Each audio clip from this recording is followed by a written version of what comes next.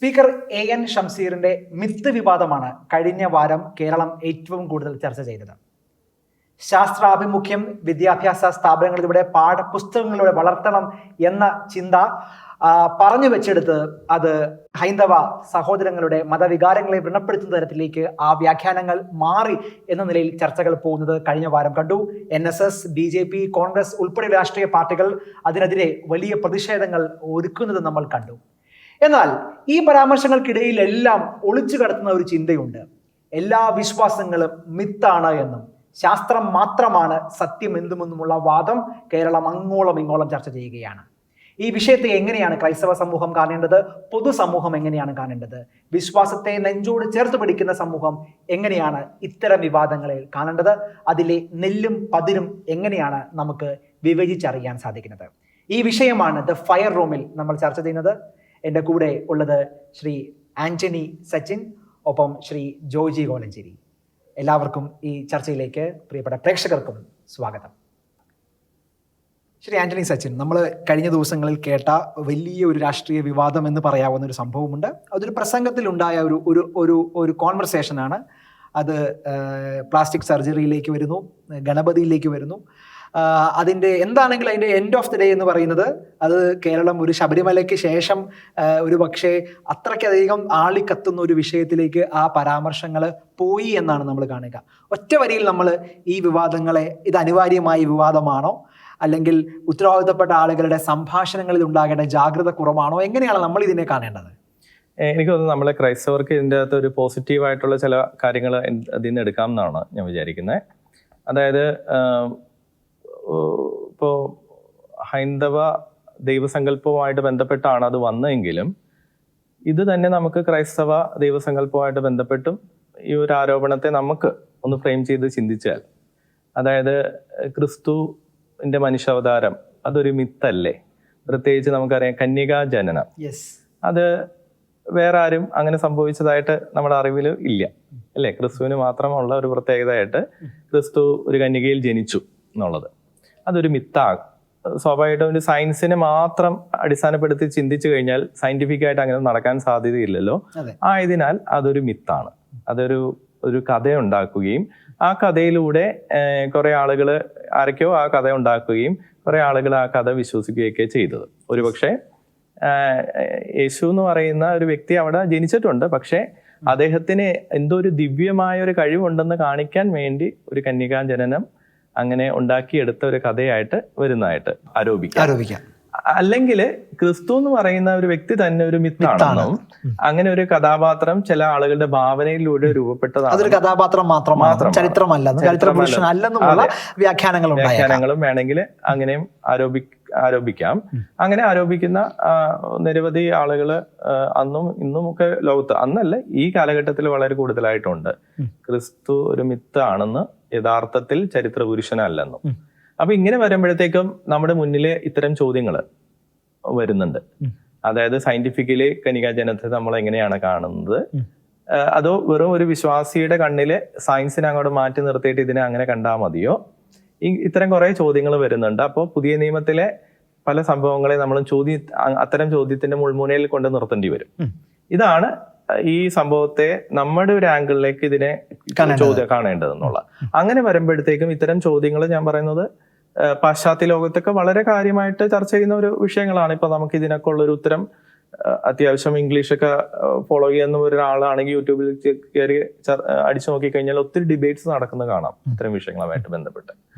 മാത്രമല്ല വലിയ സയന്റിഫിക്കായ സയന്റിസ്റ്റുകളൊക്കെ ചർച്ച ചെയ്യുകയും അതെല്ലാം കൃത്യമായി ഉത്തരങ്ങൾ കൊടുക്കുകയും തെളിവുകൾ കൊടുക്കുകയും ഇപ്പോഴും അത് ചരിത്ര സത്യമാവുകയും ആ സ്ഥലങ്ങളൊക്കെയും ഇന്നും ആളുകൾക്ക് പോയി സന്ദർശിക്കാൻ തക്കവണ്ണം അതിന്റെ എല്ലാ പഠനങ്ങളിലൂടെ കടന്നു പോവുകയും ചെയ്യുന്ന ഒരു സമൂഹമാണ് ക്രൈസ്തവ സമൂഹം. അപ്പൊ ക്രിസ്ത്യാനിറ്റിയെ സംബന്ധിച്ചിടത്തോളം നമ്മൾ പറയുന്ന അല്ലെങ്കിൽ ക്രിസ്തു സംഭവങ്ങളും അല്ലെങ്കിൽ പഴയ നിയമത്തിലെ പ്രധാനപ്പെട്ട സംഭവങ്ങളെല്ലാം തന്നെയും നമ്മള് അത് അങ്ങനെ ഒരു വ്യക്തി ജീവിച്ചിരുന്നോ എന്നും ജീവിച്ചിരുന്നെങ്കിൽ തന്നെ ആ വ്യക്തി ജീവിച്ചിരുന്ന കാലഘട്ടം എന്തായിരുന്നു എന്നും അതിന്റെ സാംസ്കാരിക പശ്ചാത്തലം എന്തായിരുന്നു എന്നൊക്കെ പഠിക്കാനും അത് ഏത് പ്രദേശത്താണോ ആ വ്യക്തികൾ ജീവിച്ചിരുന്നത് അങ്ങനെ ജീവിച്ചിരുന്നെങ്കിൽ തീർച്ചയായിട്ടും അവിടെ പോയിട്ട് ഒരു നമ്മൾ ആർക്കിയോളജിക്കൽ എക്സ്കവേഷൻ നടത്തി കഴിഞ്ഞു കഴിഞ്ഞാൽ അതിന്റെ ചില തെളിവുകൾ നമ്മൾക്ക് ഭൂമിക്കടിയിൽ നിന്നും ഖനനം ചെയ്ത് എടുക്കാൻ പറ്റുന്നതാണ്.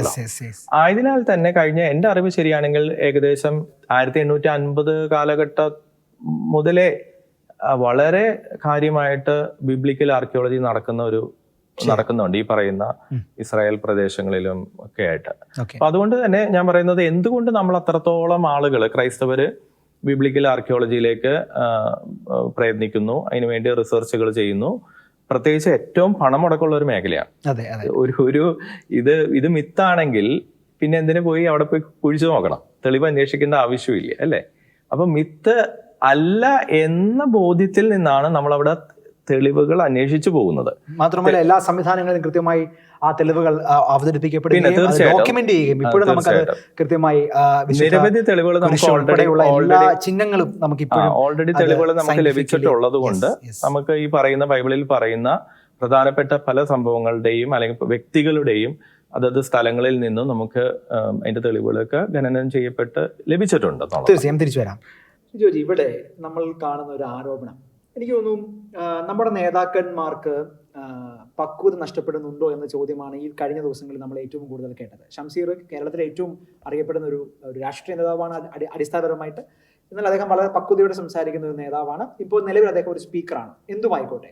പക്ഷെ അദ്ദേഹം പറഞ്ഞ ഒരു ചിന്ത, അത് ഏത് അർത്ഥത്തിലാണ് അദ്ദേഹം അടിസ്ഥാനമായി അദ്ദേഹം ഒരു വിശ്വാസിയാണ് എന്നത് കൊണ്ട് തന്നെയും മറ്റൊരു മതത്തെക്കുറിച്ച് അദ്ദേഹം അങ്ങനെ ഒരു പരാമർശം, അതിന്റെ ഉദ്ദേശം എന്തുമായിക്കോട്ടെ, അത്തരം പരാമർശം അനാവശ്യമായിരുന്നു എന്ന് തോന്നുന്നുണ്ടോ അങ്ങേക്ക്? തീർച്ചയായിട്ടും അത് അനാവശ്യമാണെന്ന് തന്നെ നമുക്ക് പറയാൻ പറ്റത്തില്ല. കാരണം പുള്ളിയുടെ പഴയ പ്രസംഗങ്ങളൊക്കെ എടുത്തു നോക്കിക്കഴിഞ്ഞാൽ തൻ്റെ സ്വന്തം മതത്തെക്കുറിച്ച് വളരെയധികം വാചാലനാവുകയും വളരെയധികം അതിനെ അങ്ങ് എക്സ്ട്രീമായിട്ട് പറയുകയും ചെയ്തിട്ട് മറ്റൊരു മതവിശ്വാസത്തെ അല്ല മതവിശ്വാസികളെ അവഹേളിക്കുന്ന തരത്തിലല്ല അവരുടെ അത് മിത്താണെന്ന് പറഞ്ഞുകൊണ്ട്, അതേസമയം നിങ്ങളുടെ ഇത് ചോദിക്കുമ്പോൾ അതിനെക്കുറിച്ച് ഞാനിപ്പോൾ പറയുന്നില്ല എന്നുള്ള മറുപടിയൊക്കെ കൊടുക്കുമ്പോൾ തീർച്ചയായിട്ടും എൻ്റേത് ശരിയും നിങ്ങളുടേത് തെറ്റെന്നുള്ള ഒരു വാദം ഒരു സ്പീക്കറായിട്ടിരിക്കുന്ന ആൾ ഒരിക്കലും പറയാൻ പാടില്ലാത്ത പ്രശ്നം. കാരണം ഞാൻ ചോദിക്കുന്നത് സംസീർ എന്നുള്ള വ്യക്തിയുടെ ഐഡന്റിറ്റി അല്ല പ്രശ്നം. ഒരു മതവിശ്വാസത്തിൽ വളരെ സ്ട്രോങ് ആയിട്ട് ഒരാൾ മറ്റൊരു മതത്തെ ചോദ്യചിഹ്നത്തിലേക്ക് ആക്കുന്നതാണോ ഇവിടെ? ഞാൻ അതാണ് ഇവിടെ കാണുന്നത് പ്രശ്നം. ഒരു പക്ഷേ മറ്റാര് പറഞ്ഞിരുന്നെങ്കിലും അദ്ദേഹത്തിന്റെ പേരോ അദ്ദേഹത്തിന്റെ മതത്തിന് ഐഡന്റിറ്റി ഒന്നും അല്ല പ്രശ്നം. പക്ഷെ ഒരു നിഷ്പക്ഷത എന്ന നിലയിൽ നമുക്ക് അതിനെ കേൾക്കാൻ പറ്റാതെ വരും അല്ലെ? ഒരു ആർഗ്യുമെന്റ് നമ്മൾ ഉന്നയിക്കുമ്പോൾ അതില് നിഷ്പക്ഷത അല്ലെങ്കിൽ ആളുകൾക്ക് അതിന്റെ വിശ്വാസത എന്ന് പറയുന്നത് എന്താണ്, അതിന് ഒരു പക്ഷവും ചേരാത്ത ഒരാളാണ്. പക്ഷെ ഇങ്ങനെ പക്ഷം ചേരൽ അദ്ദേഹത്തിന്റെ ഐഡന്റിറ്റിയിൽ അദ്ദേഹത്തിന്റെ കമ്മ്യൂണിക്കേഷൻസിലെല്ലാം ഉണ്ട് അല്ലെ? പല വീഡിയോകളും നമ്മൾ ഈ ദിവസങ്ങളിൽ കണ്ടിട്ടുമുണ്ട്. അപ്പോൾ അതാണ് ഒരു പ്രശ്നം അങ്ങ് കാണുന്നത്, പ്രധാനപ്പെട്ട പ്രശ്നം. അങ്ങനെ ഒരു എനിക്ക് പേഴ്സണലി തോന്നി അങ്ങനെ ഒരു ആർഗ്യുമെന്റ് ഇത്രയും വഷളാകാനുള്ള ഒരു കാരണം ഒരു ഐഡന്റിറ്റി അല്ലെ? ആ ഒരു ഐഡന്റിറ്റി ഒരു പ്രധാന പോയിന്റ് എനിക്ക് തോന്നുന്നത് അദ്ദേഹം ഒരു സാധാരണ MLA മാത്രമല്ല, അദ്ദേഹം ഒരു പാർലമെന്റിലെ സ്പീക്കറും കൂടിയാണ്. അപ്പൊ നിയമസഭ സ്പീക്കറാണ്. അപ്പൊ ആയതിനാൽ തന്നെ അദ്ദേഹത്തിന്റെ ഒരു വാക്കുകൾക്ക് കൂടുതൽ വില കൽപ്പിക്കുന്ന ഒരു കാലഘട്ടത്തിലാണ് നമ്മൾ നിൽക്കുന്നത്. അപ്പൊ സ്റ്റേറ്റിന്റെ ഒക്കെ ഒരു റെപ്രസെന്റേഷനും കൂടിയാണ്. ആ ഒരു രീതിയിലും കൂടി നമ്മൾ അദ്ദേഹത്തിന്റെ വാക്കുകൾ, അതുകൊണ്ടും കൂടി ആയിരിക്കും ആളുകൾ കൂടുതൽ ഗൗരവത്തോടു കൂടിയൊക്കെ അത് എടുത്തത്. പിന്നെ അങ്ങനെയാണെങ്കിൽ ഒരു കാര്യം പറയാനുള്ളത്, ഇപ്പൊ ഷംസീറിന് ഇപ്പൊ സ്പീക്കറിന് അങ്ങനെ ഈ ശാസ്ത്രത്തെക്കുറിച്ചും മിത്തുകളെ കുറിച്ചൊക്കെ പറയണമെന്നുണ്ടെങ്കിൽ സ്വന്തം മതത്തിൽ തന്നെ എടുത്ത് പറയാമല്ലോ. ഇപ്പൊ മറ്റുള്ളവരുടെ വിശ്വാസത്തെ ഹനിച്ചുകൊണ്ട് അല്ലെങ്കിൽ പശ്ചാത്തലമുണ്ട് അതിനകത്ത്. ഞാൻ മനസ്സിലാക്കിയത് പശ്ചാത്തലം വളരെ പ്രധാനപ്പെട്ടതാണ്. പശ്ചാത്തലം എന്ന് പറഞ്ഞാൽ ഇത് നാഷണൽ സയൻസ് കോൺഗ്രസിൽ ഉന്നയിക്കപ്പെട്ട ചില പ്രബന്ധങ്ങൾ, അത് അവതരിപ്പിക്കപ്പെട്ട ശാസ്ത്രജ്ഞർ പറയുന്ന പ്രബന്ധങ്ങളാണ്. ആ നിലയ്ക്ക് അദ്ദേഹം അതിനെ പറഞ്ഞതിനെ വ്യക്തിപരമായി നമുക്ക് എതിർക്കാൻ പറ്റില്ല. ആ ശാസ്ത്രവേദി അതിനുള്ളതല്ല എന്നത് പ്രധാനമന്ത്രി ശാസ്ത്രവേദി എന്ന് കാണുന്നത് അത് ശാസ്ത്രം പറയാനും അത് കൃത്യമായി അത് തെളിവുകൾ നിരത്താനുമുള്ള ഇതാണ്. പക്ഷെ അങ്ങനെ തെളിവുകളൊന്നും പറയാതിരിക്കുകയും തെളിവുകൾ ഇല്ലാതിരിക്കുകയും കേവലം ഒരു ആർഗ്യുമെന്റ് ആയി ഇത്തരം കാര്യങ്ങൾ പറയുന്നതിനെയാണ് ഷംസീർ വിമർശിച്ചത്. അല്ലാതെ ഒരു മതത്തെ വിമർശിച്ചു എന്ന് ഞാൻ ഇപ്പോഴും വിശ്വസിക്കുന്നില്ല. പക്ഷെ ആ പശ്ചാത്തലം ശരിയായിട്ടില്ല. അല്ല, പശ്ചാത്തലം ശരിയാണെങ്കിൽ തന്നെ എനിക്ക് പറയാനുള്ളത്, ഇപ്പം ആ ഒരു ഇതിനെ എടുത്താണ് ഷംസീർ പറഞ്ഞത്. പക്ഷെ അങ്ങനെയാണെങ്കിൽ തന്നെ നമ്മുടെ യൂട്യൂബുകളിലും എത്രയോ ഈ മതപണ്ഡിതന്മാർ ഈ മരണശേഷം കിട്ടുന്ന പല കാര്യങ്ങളെക്കുറിച്ചൊക്കെ പറഞ്ഞിട്ടുണ്ടല്ലോ. അപ്പോൾ അതൊക്കെ മിത്താണെന്ന് പറയാമല്ലോ നമുക്ക്. അപ്പം മിത്തിനെക്കുറിച്ചും ശാസ്ത്രത്തെക്കുറിച്ചും സംസാരിക്കാനാണെങ്കിലും ഇപ്പം ഇതുപോലുള്ള ഒത്തിരി കാര്യങ്ങൾ മറ്റുള്ളവരും പറഞ്ഞിട്ടുണ്ടല്ലോ, മറ്റു മത പുരോഹിതന്മാരും പറഞ്ഞിട്ടുണ്ട്. നമുക്ക് നമ്മുടെ ലോജിക്കിൽ ഒട്ടും നമുക്ക് ഉൾക്കൊള്ളാൻ പറ്റാത്ത തരത്തിലുള്ള പല കാര്യങ്ങളും പറഞ്ഞിട്ടുണ്ടല്ലോ. അപ്പം അതിനെയൊക്കെ വെച്ച് വേണമെങ്കിൽ നമുക്കത് ശാസ്ത്രമോ മിത്തോ എന്നൊക്കെ പറഞ്ഞ് പുള്ളിക്കൂടെ സംസാരിക്കാമായിരുന്നു. പിന്നെ അവരുടെ സ്വാഭാവികമായിട്ട് രാഷ്ട്രീയമായിട്ടുള്ള കാഴ്ചപ്പാടും കൂടെ ബേസ് ചെയ്തുകൊണ്ടാണ് അവർ അങ്ങനെ ഷംസീർ അങ്ങനെ ആ സമയത്ത് പ്രതികരിച്ചെന്നാണ് എനിക്ക് തോന്നുന്നത്. ഇപ്പോഴും അതൊരു വിവാദമായിട്ടുണ്ട്. പലരും പാർട്ടി സെക്രട്ടറി ആണെങ്കിൽ ശരി അത് തിരുത്തി പറഞ്ഞിട്ടുണ്ട്, ഒരു വിവാദം ആകാതിരിക്കാൻ വേണ്ടി. പക്ഷേ ഇത്തരം വിവാദങ്ങൾ ഇപ്പം ശ്രീ സുകുമാരൻ നായർ ഇതേ ആർഗ്യുമെന്റ് ആണ് പിറ്റേ ദിവസം പത്രസമ്മേളനത്തിൽ അദ്ദേഹം അത് എനിക്ക് തോന്നുന്നില്ല അതൊരു അങ്ങനത്തെ ഒരു കോൺവെർസേഷനിലേക്ക് നമ്മുടെ നാട് പോകേണ്ടതാണോ എന്നതൊരു ചോദ്യം. ഒരു മതത്തെ ചോദ്യം ചെയ്യുമ്പോൾ നിന്റെ മതത്തിൽ ഇങ്ങനെയല്ലേ എന്നൊരു ചോദ്യം എനിക്ക് തോന്നുന്നു ഒരു സെക്യുലർ കമ്മ്യൂണിറ്റി ഒരിക്കലും വെച്ച് പൊറുപ്പിക്കാനും പാടില്ലാത്ത ഒരു കാര്യമാണ്. അത് ആർഗ്യുമെന്റിനെ നമുക്ക് കൃത്യമായ ഉത്തരം കൊടുക്കാം. പക്ഷെ നിന്റെ മതത്തിൽ എന്താണ് എന്നൊരു ചോദ്യത്തിലേക്ക് വരുന്നു. ഷംസീറിന്റെ മതം ഇവിടെ ചർച്ച ചെയ്യപ്പെടുന്നു. അദ്ദേഹത്തോട് ഞങ്ങൾ ഈശ്വര വിശ്വാസി അല്ലേ എന്ന് ചോദിക്കുമ്പോൾ അദ്ദേഹം ബുദ്ധിപൂർവ്വം അത് ഒഴിഞ്ഞു മാറുന്നു. അതൊക്കെ മറ്റൊരു വശമാണ്. അപ്പൊ അങ്ങനെ ഞാൻ വ്യക്തിപരമായി ഇതിനെ കാണുന്നത് ഇങ്ങനെ ഒരു അറിഞ്ഞോ അറിയാതെയോ ഇത്തരം ഒരു സംഭാഷണം ഒരിക്കലും ഒരു സെക്യുലർ സ്റ്റേറ്റിൽ ഉണ്ടാകാൻ പാടില്ല. കാരണം ഇത് നമ്മൾ ഉദ്ദേശിക്കുന്നതിനും അപ്പുറത്ത് ഒരു വർഗീയമായിട്ടുള്ള ഒരു പക്ഷേ ഒരു കലാപത്തിലേക്ക് പോകാൻ സാധ്യതയുള്ള ഒരു കാര്യമാണ്. കലാപം എന്നതിന് ഏതർത്ഥത്തിൽ നമുക്ക് കാണാം. പക്ഷെ അങ്ങനെ ഒരു ആർഗ്യുമെന്റ് ഈ കേരളത്തിൽ ഉണ്ടാവുകയും അതൊരു വലിയ നറേറ്റീവായി മാറുകയും അത് കേരളത്തിലെ പ്രധാനപ്പെട്ട രാഷ്ട്രീയ പാർട്ടികളെല്ലാം ഏറ്റെടുക്കുകയും ചെയ്യുന്നത് അതൊരു മറുപടി ഉണ്ടാകുന്നത് ശരിയാണ്. പക്ഷെ ഇതൊരു സംഘർഷത്തിലേക്ക് പോകുന്ന രീതിയിൽ ഈ വിഷയം വലുതായി കാണുന്നില്ലേ? അതൊരു അപകടം തന്നെയല്ലേ? തീർച്ചയായിട്ടും. ഈ 3 ദിവസമായിട്ട് നടന്നിട്ടുള്ള കാര്യങ്ങളെല്ലാം തന്നെ ഒരു നമുക്ക് നിർഭാഗ്യകരെന്ന് പറയാനേ പറ്റുള്ളൂ. എനിക്ക് തോന്നുന്നു ഇതിലേ ഈ ശംസീർ പറഞ്ഞു തുടങ്ങിയ വിഷയങ്ങള് കുറച്ചും കൂടി അതൊരു പ്രാധാന്യം അർഹിക്കുന്നുണ്ട്. ഏത് നമ്മൾ ഗണപതി എന്ന് പറയുന്ന വിഷയം മാറ്റി നിർത്തി എന്ത് പശ്ചാത്തലത്തിലാണോ അദ്ദേഹം അത് അങ്ങനെ ഒരു പുള്ളി പറഞ്ഞു വെച്ചത്, അതായത് ഇത് പാഠപുസ്തകങ്ങളിലേക്കൊക്കെ വരുത്താൻ ശ്രമിക്കുന്നു എന്നുള്ള രീതിയിലുള്ള ഒരു കാര്യങ്ങള് അത് തീർച്ചയായിട്ടും അത് അങ്ങനത്തെ ഒരു നമ്മൾ കാണുന്നുണ്ടല്ലോ പല മേഖലയിൽ. ഇതില് പക്ഷേ ഒരു കാര്യമുണ്ട്, അത് കേന്ദ്ര സർക്കാർ മാത്രമല്ല സംസ്ഥാന സർക്കാരിന്റെ പല പാഠപുസ്തകങ്ങളിലും ഇത്തരം ഒത്തിരി അബദ്ധങ്ങളുണ്ട്.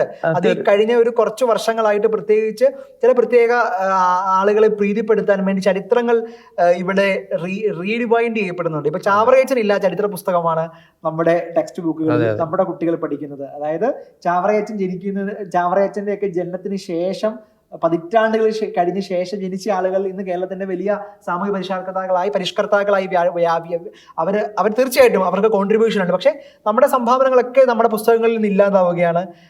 മാത്രമല്ല ഇപ്പോൾ ഉദാഹരണം യൂറോപ്പിനെ കുറിച്ച് ചോദിക്കുമ്പോൾ അവിടുത്തെ ഡാർക്ക് ഏജസിനെ കുറിച്ച് മാത്രം പറയുകയും അല്ലെങ്കിൽ അന്നുണ്ടായ ചില ന്യൂനതകൾ മാത്രം ഉയർത്തിക്കാട്ടുകയും ചെയ്യുകയും പാശ്ചാത്യ സംസ്കാരം എല്ലാം മോശമാണെന്ന് വ്യാഖ്യാനിക്കുകയും ചെയ്യുന്ന പുസ്തകങ്ങളാണ് നമ്മൾ പഠിക്കുക. അപ്പൊ പുസ്തകമാണ് ചർച്ചയെങ്കിൽ അതിൽ ഷംസീർ കേന്ദ്ര സർക്കാരിന്റെ പാഠപുസ്തകങ്ങളെയും സിലബസിനെയും ചോദ്യം ചെയ്യുമ്പോഴും സംസ്ഥാന സർക്കാരിന്റെ ചില കാര്യങ്ങളിലേക്ക് കൂടി ഇറങ്ങണം. അത് ഞാൻ അങ്ങനെയാണ് എൻ്റെ ഒരു അഭിപ്രായം ആ വിഷയത്തിൽ. പക്ഷെ അതിനപ്പുറത്തെ ചില കാര്യങ്ങൾ വാലിഡാണെന്ന് തന്നെയാണ് സച്ചിൻ പറയുന്നത്.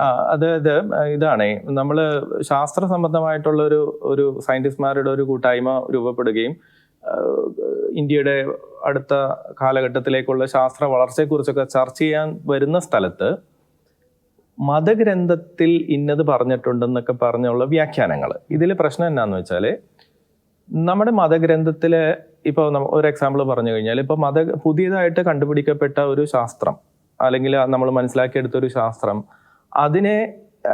അത് വേണമെങ്കിൽ നമുക്ക് ബൈബിളിൽ അതിൻ്റെ വചനങ്ങളുണ്ടെന്നും പറഞ്ഞ് നമുക്ക് വേണമെങ്കിൽ ഏതെങ്കിലും തപ്പിപ്പിടിച്ച് കൊണ്ടുവരാൻ പറ്റും. അതേപോലെ ഉപനിഷത്തുകളുടെ വേദങ്ങളുണ്ടെന്നും പറഞ്ഞ് നമുക്ക് തപ്പിപ്പിടിച്ചെടുക്കാൻ പറ്റും. പക്ഷേ സയൻസ് എന്താണെന്ന് യഥാർത്ഥത്തിൽ മനസ്സിലാക്കിയ ഒരാൾക്ക് ഈ പറയുന്നത് ഒരു പൊള്ളത്തരമാണെന്ന് മനസ്സിലാവുന്നു എന്നുള്ളതാണ്. ഇപ്പോൾ ഒരു എക്സാമ്പിൾ പറഞ്ഞു കഴിഞ്ഞാൽ ഇപ്പോൾ വിമാനം പറക്കുക എന്നൊരു വിമാനത്തെക്കുറിച്ചിട്ടുള്ള സയൻസ് പഠിക്കുന്ന ഒരാളെ വിമാനം ഇപ്പോൾ എയർപ്ലെയിൻ നമ്മൾ ഒട്ടുമിക്ക ആൾക്കാരൊക്കെ ഇന്ന് പല രാജ്യങ്ങളിലേക്ക് യാത്ര ചെയ്യുകയൊക്കെ ചെയ്യുന്നതാണ് അല്ലേ. നമുക്കറിയാം ഇതൊരു സിമ്പിൾ സയൻസ് അല്ല, ഇറ്റ് ഈസ് വെരി കോംപ്ലക്സ്. ഇതൊരു വളരെ കോംപ്ലിക്കേറ്റഡ് ആയിട്ടുള്ള ഒത്തിരി കാര്യങ്ങൾ ഇതിൻ്റെ അകത്ത് കിടക്കുന്ന ഒരു സാധനമാണ് ഇതിൽ നമ്മൾ പഠിക്കുന്നുണ്ട്. അതിൻ്റെ അകത്ത് നമ്മൾ എയറോസ്പേസിനെ കുറിച്ച് എയറോഡൈനാമിക്സ് വരുന്നുണ്ട്. അതിൻ്റെ അകത്ത് മെക്കാനിക്കൽ എഞ്ചിനീയറിംഗ് ഉണ്ട്, ഇലക്ട്രോണിക്സ് ഉണ്ട്, ഇലക്ട്രിക്കൽ ഉണ്ട്. അതായത് വിവിധ ശാസ്ത്രശാഖകളും കൂടി ഒരുമിച്ച് വരുന്ന ഒരു മേഖലയാണത്. എൻ്റെ ഒരു ചോദ്യം ഉണ്ട്, ഏതെങ്കിലും ഒരു മതഗ്രന്ഥത്തിൽ ഇത്രയും വിഷയങ്ങൾ പറഞ്ഞു വെച്ചിരുന്നെങ്കിൽ നമ്മുടെ എഞ്ചിനീയറിംഗ് കോളേജിലൊക്കെ അത് പഠിപ്പിച്ചാൽ പോരായിരുന്നു, ആ മതഗ്രന്ഥം അങ്ങോട്ട് പഠിപ്പിച്ചാൽ പോരായിരുന്നു. അപ്പൊ ഞാൻ പറയുന്നത് 1 or 2 വരി ആകാശത്തു കൂടി പോയെന്നും പറഞ്ഞ് എന്തെങ്കിലും ഒരു വചനം വല്ലതും കണ്ടു കഴിഞ്ഞാൽ, അല്ലെങ്കിൽ ഒരു മതഗ്രന്ഥത്തിൽ 1 or 2 വാക്യങ്ങൾ അങ്ങനെ കണ്ടു എന്നും പറഞ്ഞ്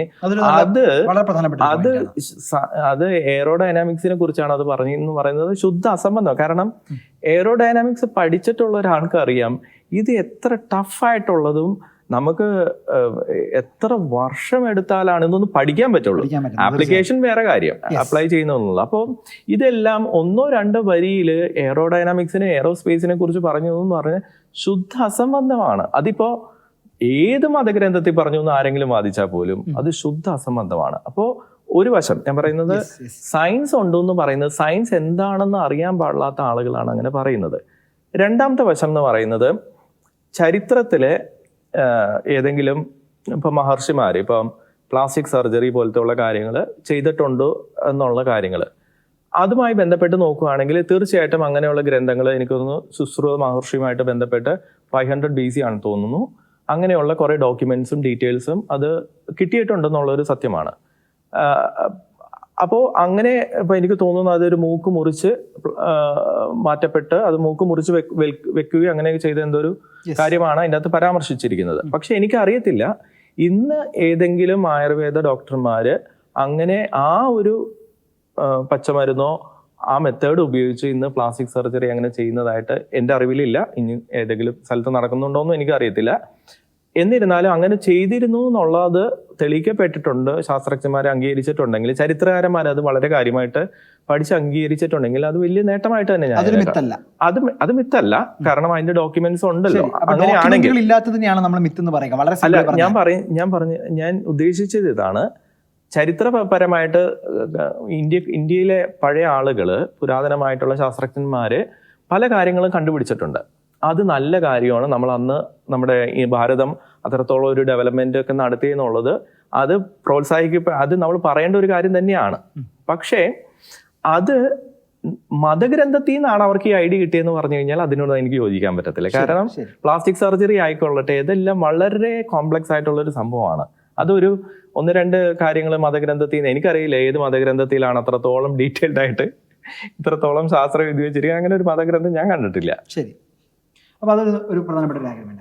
അപ്പോൾ എന്നിരുന്നാലും അതിൽ ഒരു സമൂഹത്തെ ഒരു ആളുകൾ വിശ്വസിക്കുന്ന, അവർ വളരെ ആരാധനയോടെ കാണുന്ന ഏത് പ്രതീകങ്ങളെയും, അതിപ്പം ആളുകൾ ഡേറ്റിയായി കാണുന്ന ആളാകണമെന്നില്ല, ഏത് ബിംബത്തെയും ഏത് സങ്കല്പത്തെയും കരുതലോടെ വേണം അല്ലെ ഒരു പൊതുസമൂഹത്തിൽ ആളുകൾ റെസ്പെക്ട് ചെയ്യുന്ന ആളുകൾ അല്ലെ സംബന്ധിക്കേണ്ടത്. അതാണ് ഇതിനകത്ത് നിന്ന് ഒരു വളരെ പ്രധാനപ്പെട്ട ഒരു ടേക്ക് അവേ. എല്ലാ മതങ്ങളും ഇത്തരത്തിൽ അബദ്ധങ്ങൾ അല്ലെങ്കിൽ അസത്യങ്ങൾ, ശാസ്ത്രീയതയില്ലാത്ത, കെൽപ്പില്ലാത്ത, റീസണിങ് ഇല്ലാത്ത കാര്യങ്ങളാണ് പഠിപ്പിക്കുന്നത് എന്ന ഒരു നറേറ്റീവ് കൂടെ ചേർന്ന് വരുന്നുള്ളതായിട്ട് എനിക്ക് തോന്നുന്നു. അങ്ങനെ ഒരു നറേറ്റീവ് കൂടെ വരികയാണ് എല്ലാ മതങ്ങളിലും. അപ്പൊ അങ്ങനെയുള്ളതാണ് പോരാളി ഷാജി എന്ന് പറയുന്ന ഒരു ഫേസ്ബുക്ക് പേജിൽ 5 അപ്പം 5000 പേർക്ക് കൊടുത്തത്. അതൊക്കെ ആളുകൾ ഈ കാലത്ത് വിശ്വസിക്കുമോ, അതൊക്കെ ഏതെങ്കിലും പാഠപുസ്തകത്തിൽ ആളുകൾ കൊടുക്കുമോ എന്ന നിലയിലേക്ക് പോലും.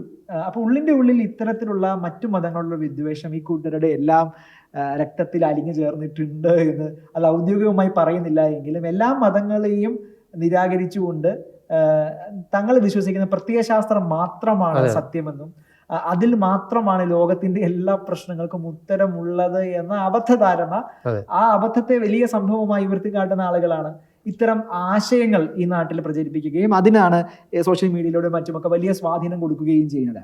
അപ്പൊ അത്തരം ആരോപണങ്ങൾ ക്രൈസ്തവ സമൂഹത്തിനെതിരെയും ഉണ്ടാകുമ്പോൾ, അല്ലെങ്കിൽ അത്തരം ആരോപണങ്ങൾ ക്രൈസ്തവ സമൂഹം ഇത്രയും കാലങ്ങൾക്ക് ഉണ്ടാക്കിയെടുത്ത ചരിത്രബോധത്തിനും അല്ലെങ്കിൽ സയന്റിഫിക് റീസണിങ്ങിനെ പോലും ചോദ്യം ചെയ്തുകൊണ്ട് വരുമ്പോൾ എനിക്ക് തോന്നുന്നു ക്രൈസ്തവ സമൂഹത്തിന് സംഭാവനകൾ, അല്ലെങ്കിൽ നമ്മൾ സമൂഹം ക്രൈസ്തവ കമ്മ്യൂണിറ്റി ചെയ്തിട്ടുള്ള സത്യങ്ങൾ ലോകത്തോട് കുറച്ചുകൂടെ ഉറക്കെ വിളിച്ചു പറയേണ്ട അല്ലെ? അങ്ങനെ ഒരു ജാഗ്രത കൂടി നമുക്ക് ഉണ്ടാകണമെന്ന് തോന്നുന്നു അല്ലെ? എന്താണ് ഈ ഒരു കോണ്ടെക്സ്റ്റിനെ കാണുന്നത്? അല്ല, ഇതിപ്പം അത് പറഞ്ഞ പോലെ തന്നെ ഈ പുതിയ തലമുറയെ ശരിക്കും വിശ്വാസത്തിൽ നിന്നൊക്കെ വ്യതിചലിപ്പിച്ച് അവരുടേതായ പ്രത്യയശാസ്ത്രങ്ങളുടെ രീതിയിലേക്ക് കൊണ്ടുപോകാൻ ശ്രമിക്കുന്നതിന് ഒരു ഭാഗമായിട്ട് തന്നെ വേണം പറയാം.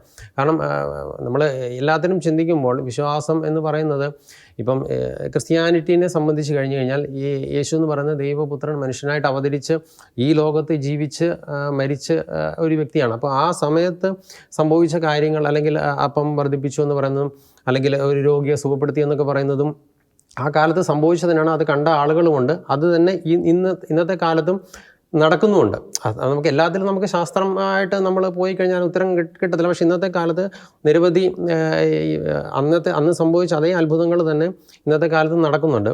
അപ്പോൾ അതിനെല്ലാം നമുക്ക് ശാസ്ത്രീയമായ രീതിയിൽ നമുക്ക് അതിനൊരു റിപ്ലൈ തേടി പോയി കഴിഞ്ഞാൽ നമുക്കത് കിട്ടത്തില്ല. പക്ഷേ അത് സത്യം തന്നെയാണ് ഞാൻ വിശ്വസിക്കുന്നത്. പിന്നെ ഈ പറഞ്ഞ പോയിന്റ് എന്ന് പറയുമ്പോൾ നമ്മൾ ഇവരൊക്കെ ശാസ്ത്രീയമായി കിട്ടാത്ത കാര്യങ്ങളുണ്ടോ സച്ചിൻ? അത് ഇതിൽ ഒത്തിരി വലിയ വിഷയമാണത്. നമുക്ക് എന്താന്നോ, ഇപ്പോൾ ക്രിസ്തുവിനെ കണ്ടവരാരെങ്കിലും ഇപ്പൊ ജീവിച്ചിരിപ്പുണ്ടോ? ഇപ്പൊ ഇല്ല അല്ലേ? അതാണ് നമ്മുടെ ഒരു പ്രധാന പ്രശ്നം. എന്നാൽ ക്രിസ്തു നമ്മുടെ ഇടയിൽ വന്ന് ഇതുപോലെ നിഖിലിന്റെ മുമ്പിൽ ഇരിക്കുന്ന പോലെ പ്രത്യക്ഷപ്പെടുന്ന എത്ര പേർക്ക് പ്രത്യക്ഷപ്പെട്ടിട്ടുണ്ട് എന്നൊക്കെ ചോദ്യങ്ങൾ വരുന്നുണ്ട്. അപ്പോ അന്ന് ഒരു സമയത്ത് മാത്രം ഇങ്ങനെ ചോദ്യം ഇങ്ങനെയാണ്, അന്ന് ഒരു സമയത്ത് മാത്രം ഇങ്ങനെ അത്ഭുതങ്ങൾ നടക്കുകയും ഇന്ന് ഇതുപോലത്തെ ഒരു അത്ഭുതങ്ങൾ നമ്മൾ ഡെയിലി കാണാതിരിക്കുകയും ചെയ്യുന്നത് എങ്ങനെ? ദൈവം ഉണ്ടെങ്കിൽ അന്നും ഇന്നും ഈ അത്ഭുതങ്ങൾ കാണേണ്ടതല്ലേ എന്നുള്ളതാണ്. ഒരു എക്സാമ്പിൾ പറഞ്ഞു കഴിഞ്ഞാല്, നിഖില് മരണ വീടുകളിൽ പോയിട്ടുണ്ടല്ലോ അല്ലേ? നിരവധിയായി പോയിട്ടുണ്ട്. എവിടെയെങ്കിലും മരിച്ചു കിടന്ന ആൾ ഉയർത്തു വരുന്നതായിട്ട് കണ്ടിട്ടുണ്ടോ? ഇല്ല. നമ്മൾ എന്തുകൊണ്ട് അങ്ങനെ പ്രാർത്ഥിക്കാത്തെ? ദൈവമേ ആൾ അല്ലേ ലാസറിനെ ഉയർപ്പിച്ച പോലെ. അപ്പൊ ഈ നിരവധിയായ ചോദ്യങ്ങൾ ഇപ്പം ഞാനും ചിന്തിച്ചിട്ടുണ്ട്. അവിടെ ആരെങ്കിലും പ്രാർത്ഥിച്ചു കഴിഞ്ഞാൽ അയാൾ മരണത്തിൽ നിന്ന് ഉയർത്തു വരുന്നത്, ലാസറിനെ പോലെ വരുന്നതൊക്കെ നമ്മൾ കാണുന്ന ഒരു കാഴ്ച സാധിക്കുമോ എന്നൊക്കെ ഉള്ളത്. അപ്പോൾ നമ്മൾ അവിടെയൊന്നും ഈ പറയുന്ന അയാൾ അങ്ങനെ വരാൻ സാധ്യതയില്ലെന്ന് ചിന്തിക്കുകയും, എന്നാൽ കർത്താവ് ലാസറിനെ ഉയർപ്പിച്ചു എന്ന് പറയുമ്പോഴത്തേക്കും അത് വിശ്വസിക്കുകയും ചെയ്യുമ്പോഴത്തേക്കും ഞാൻ പറയുന്നത് അവിടെയാണ് നമ്മുടെ അകത്ത് തന്നെ ഈ ഒരു കോൺഫ്ലിക്റ്റ് വരാം. ഈ യുക്തിഭദ്രമായി ഇങ്ങനെ ചിന്തിക്കുമ്പോഴത്തേക്കും ഈ ചോദ്യം തുടങ്ങേണ്ടത് ഇതിന് ഒത്തിരി മുന്നേ തുടങ്ങേണ്ടി വരും. ദൈവം എക്സിസ്റ്റ് ചെയ്യുന്നുണ്ടോ ഇല്ലയോ? ഇതാണ് ശരിക്കും ചോദിക്കുന്നതിൻ്റെ ചോദ്യം. അത് കുറെ കൂടി ഒരു ഫിലോസഫിക്കൽ ആയിട്ടും കൂടിയാണ് നമ്മൾ അതിന് ഉത്തരം കാണുന്നത്. പ്രത്യേകിച്ച് ഈ പ്രപഞ്ചം എങ്ങനെ ഉണ്ടായി, അങ്ങനെയാണ് നമ്മൾ അതിന് ഉത്തരം തേടി വരുന്നത്. ഈ കാണുന്ന പ്രപഞ്ചം എക്കാലത്തും ഇതുപോലെ നിലനിന്നതാണോ അതോ ഒരു സമയത്ത് രൂപപ്പെട്ടു വന്നതാണോ? പ്രസ്തുത നമ്മുടെ ശാസ്ത്രം അനുസരിച്ച് ഒരു ബിഗ് ബാങ് തിയറിയിലൂടെ രൂപപ്പെട്ടു വന്നതെന്നാണ് ഇതുവരെയുള്ള സയൻസ് നമ്മളെ പഠിപ്പിക്കുന്നത്. അതായത് ഒരു എറ്റേണൽ യൂണിവേഴ്സ്, എന്നും ഇങ്ങനെ നിലനിന്ന ഒരു യൂണിവേഴ്സ് അല്ല നമ്മൾ ഈ കാണുന്നതെന്നും 13.5 അല്ലെങ്കിൽ 14 ബില്യൺ ഇയേഴ്സ് മുന്നെയാണ് ഈ പ്രപഞ്ചം ഉണ്ടായി വന്നത് എന്നാണ് നമ്മൾ മനസ്സിലാക്കുന്നത്. ഒന്ന് ആലോചിച്ച് നോക്കുക. ഈ പ്രപഞ്ചം നമുക്ക് 13.5 കോടി വർഷം മുമ്പ് ഉണ്ടായി വന്നു എന്ന് പറയുമ്പോഴത്തേക്കും നമുക്ക് ഏതെങ്കിലും 13.5 കോടി ചിന്തിക്കാൻ ഇച്ചിരി പാടായിരിക്കും. പക്ഷെ ഉണ്ടായതാണെന്ന് പറഞ്ഞു കഴിഞ്ഞാൽ എങ്ങനെ ഉണ്ടായെന്നൊരു ചോദ്യം അവിടെ സ്വാഭാവികമായിട്ടും വരും അല്ലേ? അപ്പോൾ ഫിലോസഫിക്കലായിട്ട് തിങ്ക് ചെയ്യുന്ന ഒരാളെ സംബന്ധിച്ചിടത്തോളം ഇപ്പോൾ നമ്മൾ ഇരിക്കുന്ന ഈ സ്റ്റുഡിയോ ഇപ്പോൾ എന്നോട് നിഖിൽ വരുന്ന സമയത്ത് ഇത് എത്ര നാളായി ഈ സ്റ്റുഡിയോ ഇവിടെ വർക്ക് ചെയ്യുന്നതെന്ന് ചോദിച്ചു കഴിയുമ്പോൾ നിഖിൽ പറയുന്നത് ഇന്നലെ രാത്രി ഇത് ഉണ്ടായി വന്നതെന്ന് പറഞ്ഞാൽ എനിക്കോ നിഖിലിനോ അല്ലെങ്കിൽ ജോജിക്കോ വിശ്വസിക്കാൻ പറ്റത്തില്ല അല്ലേ? അല്ലെങ്കിൽ നമുക്ക് ആരും വിശ്വസിക്കത്തില്ല. അപ്പോൾ ചുമ്മാ അങ്ങ് ഇല്ലായ്മയിൽ നിന്നുണ്ടായി വന്നു എന്നൊരു വാദത്തിന് അവിടെ സാധ്യതയില്ലാതെ വരും. കാരണം നമ്മൾ അതേ യുക്തി അങ്ങോട്ട് അപ്ലൈ ചെയ്ത് കഴിഞ്ഞാൽ ഇതേപോലെ തന്നെയാണ് ദൈവത്തിന്റെ എക്സിസ്റ്റൻസിനെ മനസ്സിലാക്കുന്ന യുക്തിപരമായി മനസ്സിലാക്കാനായിട്ട് നമ്മൾ ഒത്തിരി ചോദ്യങ്ങളാണ് ഇവിടെ ചോദിച്ചുകൊണ്ടിരിക്കുന്നത്. പ്രപഞ്ചം എങ്ങനെ ഉണ്ടായി? ആദ്യത്തെ ജീവൻ എങ്ങനെ ഉണ്ടായി? ഈ സർവ മൃഗങ്ങളും മനുഷ്യൻ എങ്ങനെ ഉണ്ടായി? ഇങ്ങനെ പല പല ചോദ്യങ്ങൾ എക്കാലവും നമ്മൾ ചോദിച്ചുകൊണ്ടിരിക്കുന്നുണ്ടെന്നുള്ളതാണ്. അപ്പോൾ ഇത്തരം ചോദ്യങ്ങളിലൂടെയാണ് അത്തരം ചോദ്യങ്ങളിലൂടെ ദൈവത്തിന്റെ എക്സിസ്റ്റൻസ്, ദൈവം എക്സിസ്റ്റ് ചെയ്യുന്നുണ്ടോ ഇല്ലയോ എന്നുള്ളതിന് ഒരു യുക്തിപരമായ ഒരു ഉത്തരം തേടി നമ്മൾ പോകേണ്ടി വരും ആദ്യം.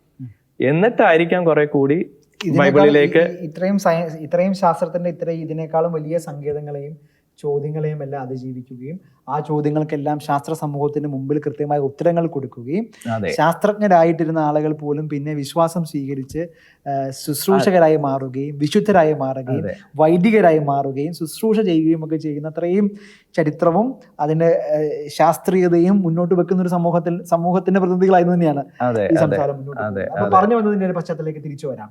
അപ്പോൾ അങ്ങനെയുള്ള ആർഗ്യുമെന്റുകളെ ഒരു തരത്തിലും മറ്റൊരു മുറിവേൽപ്പിക്കുന്ന രീതിയിൽ നമ്മുടെ കമ്മ്യൂണിക്കേഷൻസ് പോകരുത് എന്ന് തന്നെയാണ്. കാരണം ഭൂരിപക്ഷം സമുദായത്തിൽ അവരുടെ വിശ്വാസത്തെ ഹനിച്ചുകൊണ്ട്, അല്ലെങ്കിൽ അത് ആരുടെ ആണെങ്കിലും ശരി, നമ്മൾ മറ്റുള്ളവരുടെ നമ്മുടെ വിശ്വാസം മാത്രം ശരി, മറ്റുള്ളവരുടെ തെറ്റ് എന്ന് പറയുമ്പോൾ തന്നെ അതൊരു മറ്റുള്ളവരുടെ വിശ്വാസത്തെ ഹനിക്കുന്നതാണല്ലോ. അപ്പോൾ അത് പ്രത്യേകിച്ച് സ്പീക്കർ എന്നുള്ള നിലയിൽ ഷംസീർ ശരിക്കും ഇങ്ങനൊരു വിവാദം ഉണ്ടായപ്പോൾ തന്നെ ആ വിവാദം അതിനൊരു മാപ്പ് പറഞ്ഞ് അത് അവസാനിപ്പിക്കേണ്ടതാണ്. പക്ഷേ പുള്ളിയുടെ ആ പിടിച്ചുപിടി എന്നുള്ള നിൽക്കുന്നത് കാരണമാണ് ഇപ്പോഴും അത് തുടർന്നുകൊണ്ടിരിക്കുന്നത്, ഇതുവരെ തീർന്നിട്ടില്ല. കാരണം പാർട്ടി സെക്രട്ടറി പോലും അത് മാറ്റി പറഞ്ഞെങ്കിലും പക്ഷേ പുള്ളിയും ഇന്നിപ്പോൾ മന്ത്രി റിയാസ് ഇന്നലെയാണോ പുള്ളിയും അത് മിത്ത് എന്ന് തന്നെ പറഞ്ഞുകൊണ്ട് അതിനെ സപ്പോർട്ട് ചെയ്യുകയാണ്, ഷംസീറിനെ സപ്പോർട്ട് ചെയ്യുകയാണ് ചെയ്തിരിക്കുന്നത്.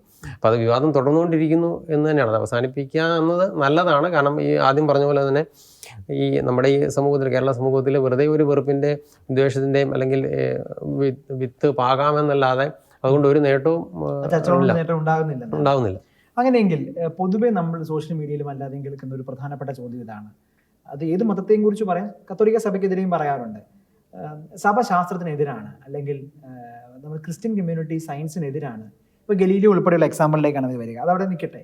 അപ്പം ഇങ്ങനെയുള്ള ആർഗ്യുമെന്റുകൾക്ക് കൂടുതൽ മൈലേജ് കിട്ടും ഇത്തരം മിത്ത് വാദങ്ങൾ. അതിന്റെ പശ്ചാത്തലം എന്ത്? ക്രൈസ്തവ സമൂഹത്തെ മിത്താണെന്ന് ഒരു നേതാവും ഈ ഘട്ടത്തിൽ പറഞ്ഞിട്ടില്ല. അത് യാഥാർത്ഥ്യം ഉൾക്കൊണ്ടുകൊണ്ട് തന്നെയായിരിക്കാം അത്തരം ഒരു ചർച്ചകൾ പോലും പൊതുസമൂഹത്തിൽ വന്നിട്ടില്ല.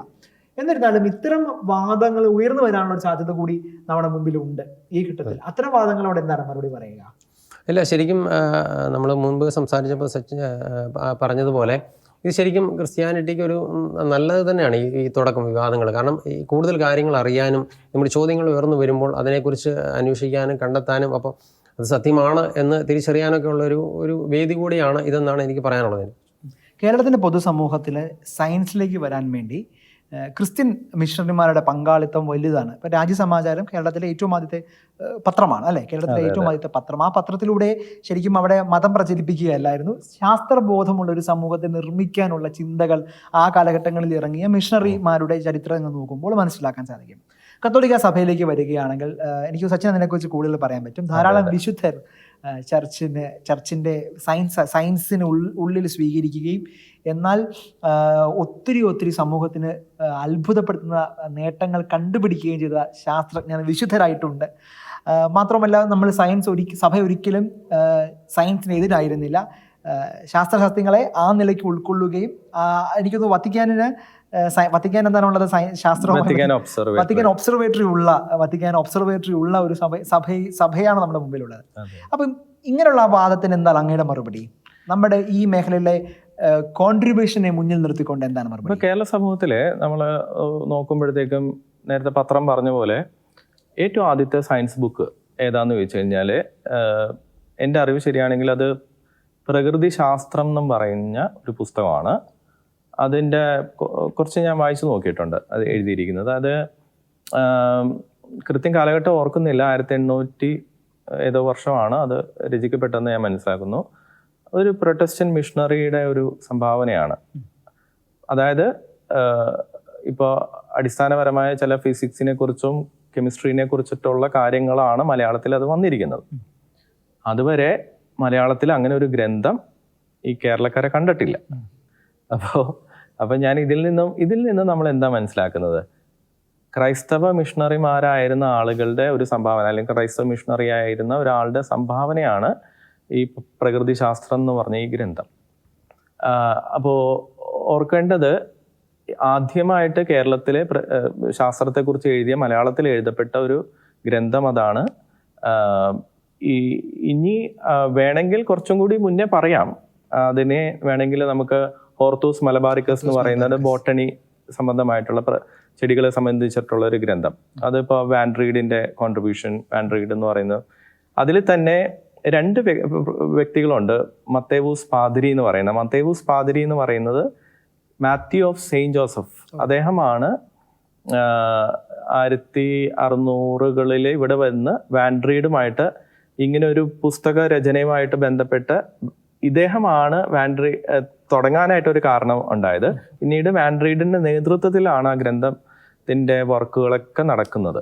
രണ്ടാം ഘട്ടത്തിൽ എൻ്റെ അറിവ് ശരിയാണെങ്കിൽ ഒരു പീറ്റർ എന്ന് പറയുന്ന ഒരു ബോട്ടണിസ്റ്റ് ആയിട്ടുള്ള ഒരു വ്യക്തി ഉണ്ടായിരുന്നു. പിന്നെ നാട്ടുവൈദ്യരായിട്ടുള്ള ആളുകളും അതിൻ്റെ അകത്ത് പങ്കെടുത്തിരുന്നു. അപ്പോൾ മാത്യു ഓഫ് സെയിൻറ്റ് ജോസഫ് എന്ന് പറയുന്നത് അദ്ദേഹം 1600-കളിലെ നേപ്പിൾ യൂണിവേഴ്സിറ്റിയിൽ നിന്ന് പഠിച്ച് വന്ന ഒരു ഇറ്റാലിയൻ മിഷണറി ആയിരുന്നു. അദ്ദേഹമാണ് ഇവിടെ അദ്ദേഹം പോകുന്ന സ്ഥലങ്ങളിലെല്ലാം ഈ ചെടികളെ കുറിച്ച് പഠിക്കുമായിരുന്നു. അങ്ങനെ അദ്ദേഹം വിർദാരിയം ഒറിയന്താലെ എന്നും പറഞ്ഞ ആദ്യം ഒരു ഗ്രന്ഥം എഴുതിയിട്ടുണ്ട്. അത് പ്രിന്റിങ്ങിലേക്ക് പോയിട്ടില്ല. പക്ഷെ ഇപ്പോഴത്തെ പാരീസ് മ്യൂസിയത്തിലൊക്കെ വത്തിക്കാൻ മ്യൂസിയത്തിലും അതിൻ്റെ ഒരു കോപ്പി ഇരിപ്പുണ്ട്. അപ്പോൾ ഇങ്ങനെയുള്ള ഒരു മിഷണറിമാര് ഇവിടെ വരികയും ഇവിടത്തെയുള്ള കാര്യങ്ങൾ ഇപ്പൊ സസ്യങ്ങളെ കുറിച്ച് പഠിക്കുകയും ലോകത്തിന്റെ മുമ്പിൽ അവതരിപ്പിക്കുകയും ചെയ്തിട്ടുണ്ട്. അപ്പോൾ കൂടാതെ ഈ പറയുന്ന ഇവിടെ ഇല്ലാത്ത ശാസ്ത്രത്തെ കുറിച്ചിട്ടുള്ള അറിവുകൾ അവർ മലയാളത്തിൽ പകർന്നു തരാനായിട്ട് ശ്രമിച്ചിട്ടുണ്ട്. ഈ തെളിവുകളെല്ലാം നമ്മുടെ മുമ്പിലിരിക്കെ വൈദികരായിട്ടുള്ള അത് ഞാൻ നേരത്തെ പറഞ്ഞത് മാത്യു ഓഫ് സെയിന്റ് ജോസഫ് കത്തോലിക്ക സഭയിൽ തന്നെ വൈദികരായിട്ടുള്ള തീർച്ചയായിട്ടും അത് വേറെ ഇപ്പൊ ജെസ്യൂട്ട് വൈദികരായിട്ടുള്ളവർ കോൺട്രിബ്യൂട്ട് ചെയ്ത് വെച്ച് നോക്കുമ്പോഴത്തേക്കും കഴിഞ്ഞ ഒരു മേ ബി ഒരു 2000 വർഷത്തെ കോൺട്രിബ്യൂഷൻ സയൻസിന്റെ കോൺട്രിബ്യൂഷൻ നോക്കുമ്പോഴത്തേക്കും ജെസ്യൂട്ട് വൈദികർ തന്നെ 10% അവരുടെ കോൺട്രിബ്യൂഷൻ ഉണ്ട്. മാത്രമല്ല ലോകത്തിലെ മുഴുവൻ ശാസ്ത്രജ്ഞരുടെ ഒരു മതം തിരിച്ചുള്ള കണക്കിലേക്ക് പോയാൽ പോലും അതിലൊരു അതായത് നമ്മൾക്ക് അങ്ങനെ ഒരു വ്യക്തമായ ഒരു കണക്ക് എടുത്തു കഴിഞ്ഞു കഴിഞ്ഞാൽ നോബൽ പ്രൈസ് വിന്നേഴ്സിന്റെ ഒരു കണക്കാണ് നമ്മുടെ മുമ്പിൽ എടുക്കാൻ പറ്റുന്നത്. കാര്യം കഴിഞ്ഞ 100 വർഷത്തെ കണക്കിൽ 65% നോബൽ പ്രൈസ് വിന്നേഴ്സിൽ 65% ക്രൈസ്തവ വിശ്വാസികളായിരുന്നു എന്നുള്ളവരും ഏകദേശം 21% യഹൂദ വിശ്വാസികളായിരുന്നു എന്നുള്ളവർ ആണ് നമ്മുടെ കണക്ക് നമ്മുടെ മുമ്പിൽ ഉള്ളത്. അപ്പൊ ഞാൻ പറയുന്നത് കഴിഞ്ഞ നൂറ്റാണ്ട് നമുക്കറിയാം ഏറ്റവും കൂടുതൽ നിരീശ്വരവാദം വന്ന നൂറ്റാണ്ടാണ് അല്ലേ. ഏറ്റവും കൂടുതൽ രക്തച്ചൊലിച്ചിലിന്റെ നൂറ്റാണ്ടുമായിരുന്നു അത്. എന്നിട്ട് പോലും ഇത്രത്തോളം ശാസ്ത്രത്തിന് വേണ്ടി ക്രൈസ്തവ വിശ്വാസികളായിരുന്നവരും അല്ലെങ്കിൽ യഹൂദ വിശ്വാസികളായിരുന്നു കൂടി കമ്പൈൻ ചെയ്ത് നോക്കുമ്പോഴത്തേക്ക് 86% വരുന്നുണ്ട്. അപ്പൊ ഞാൻ പറയുന്നത് ക്രൈസ്തവര് എക്കാലവും ശാസ്ത്രത്തിനും ഈ മുന്നിൽ നിന്ന ഒരു കണക്ക് മാത്രമേ നമ്മുടെ മുമ്പിലുള്ളൂ. ഇപ്പൊ കേരളത്തിലെ ഞാൻ കാര്യം കൂടി പറഞ്ഞല്ലോ, വൈദികരായിട്ടുള്ളവരുടെയും വിശുദ്ധരായിട്ട് തന്നെ എനിക്ക് തോന്നുന്നു ഒത്തിരി പേരുണ്ട്. നൂറുകണക്കിന് വൈദികരെ സയൻസിനെ ഉൾക്കൊണ്ട് സയൻസ് പഠിച്ച് ശാസ്ത്രജ്ഞനായ വൈദികർ തന്നെ വിശുദ്ധരായ ആളുകൾ തന്നെ നമ്മുടെ മുമ്പിലുണ്ട്. അപ്പൊ അതുകൊണ്ട് ഈ പഠിച്ചവരുടെ ഒരു എക്സാമ്പിൾ പറഞ്ഞു കഴിഞ്ഞാൽ ഗ്രിഗർ മെന്റൽ എന്ന് പറയുന്ന അദ്ദേഹം ഒരു മോങ്ക് എന്ന് വിളിക്കാം, അഗസ്റ്റീനിയൻ ഫ്രയർ ആയിരുന്നു അദ്ദേഹം. അപ്പോൾ അദ്ദേഹമാണ് ജെനറ്റിക്സിന്റെ ഫാദർ ഓഫ് ജെനറ്റിക്സ് എന്ന് നമ്മൾ ടെക്സ്റ്റ് ബുക്കുകളിൽ പഠിക്കുന്നത്. അപ്പൊ ഇതൊക്കെ അവര് റിസർച്ച് ചെയ്യുന്ന സമയത്ത് അവരുടെ വിശ്വാസം നഷ്ടപ്പെട്ടു പോയതായിട്ട് നമ്മുടെ ചരിത്രത്തിൽ പറയുന്നില്ല, മറിച്ച് അവരുടെ ആ വിശ്വാസമാണ് അവർ ഇതിൽ കൂടുതൽ റിസർച്ച് ചെയ്യാനും ദൈവം സൃഷ്ടിച്ചിരിക്കുന്ന കാര്യങ്ങളെ കുറിച്ചാണ് താങ്കൾ പഠിക്കുന്നതെന്നുള്ള ബോധ്യത്തിൽ നിന്നാണ് അവർ ഇതെല്ലാം ചെയ്തിരുന്നത് എന്നുള്ളതാണ്. വിശ്വാസം ഒരു മിത്താണ് എന്ന നിലയിലുള്ള ബോധനം ഒരു പ്രത്യേക രാഷ്ട്രീയ പാർട്ടികൾ കേരളത്തിൽ അങ്ങോളം ഇങ്ങോളം മുഴക്കുന്ന ഒരു കാലഘട്ടത്തിലാണ് നമ്മൾ ഈ ചർച്ച സംഘടിപ്പിക്കുന്നത്. ഏത് ചർച്ചയെയും ഏത് സംവാദങ്ങളെയും വെല്ലുവിളിക്കാൻ തക്കവണ്ണം ശാസ്ത്രീയമായ അടിത്തറയിൽ എല്ലാ കാര്യങ്ങളും സംവേദിച്ചിട്ടുണ്ട് കത്തോലിക്ക സഭ. അത് എല്ലാ അന്താരാഷ്ട്ര വേദികളിലും ഓരോ സത്യങ്ങളും കൃത്യമായി അവതരിപ്പിക്കപ്പെടുകയും വ്യാഖ്യാനിക്കപ്പെടുകയും ചെയ്തിട്ടുണ്ട്. ഇന്ന് ലോകം കാണുന്ന എല്ലാ ശാസ്ത്ര പ്രതിഭാസങ്ങളെയും ഡോക്യുമെൻ്റ് ചെയ്യുകയും അന്വേഷിക്കുകയും കണ്ടുപിടിക്കുകയും അത് ശാസ്ത്ര ലോകത്തോട് സംബന്ധിച്ചതുമെല്ലാം ക്രൈസ്തവരായിരുന്ന വലിയൊരു വിഭാഗം ശാസ്ത്രജ്ഞരുടെ സംഭാവനയെ മറന്നുകൊണ്ട് വത്തിക്കാൻ ഒബ്സർവേറ്ററി പോലെയുള്ള വലിയ ശാസ്ത്ര പ്രസ്ഥാനങ്ങളുള്ള കത്തോലിക്ക സഭയുടെ ശാസ്ത്രമേഖലയിലെ സംഭാവനകൾ നിരാകരിച്ചുകൊണ്ട് ഒരു ശാസ്ത്ര ഡിബേറ്റുകളും ഒരു സയൻസ് ഡിബേറ്റും ഈ നാട്ടിൽ നിൽക്കില്ല. ആ ഘട്ടത്തിൽ കത്തോലിക്ക സഭയുടെ ശാസ്ത്ര നിലപാടിനെ ചോദ്യം ചെയ്യുന്നവർ, വിശ്വാസം മിത്താണെന്ന് വ്യാഖ്യാനിക്കുന്ന ആളുകൾ ചോദ്യം ചോദിക്കുന്നതിന് മുമ്പ് ഇത്തരം ബോധ്യങ്ങളിലേക്ക് കടന്നു വരേണ്ടത് ഈ കാലഘട്ടത്തിൻ്റെ ആവശ്യമാണ്. ഈ ചർച്ചയിൽ പങ്കെടുത്ത പ്രിയപ്പെട്ട സച്ചിനും ഒപ്പം ജോജിക്കും ഒപ്പം പ്രിയപ്പെട്ട പ്രേക്ഷകർക്ക് നന്ദി. ദ ഫയർ റൂം ഇവിടെ അവസാനിക്കുന്നു.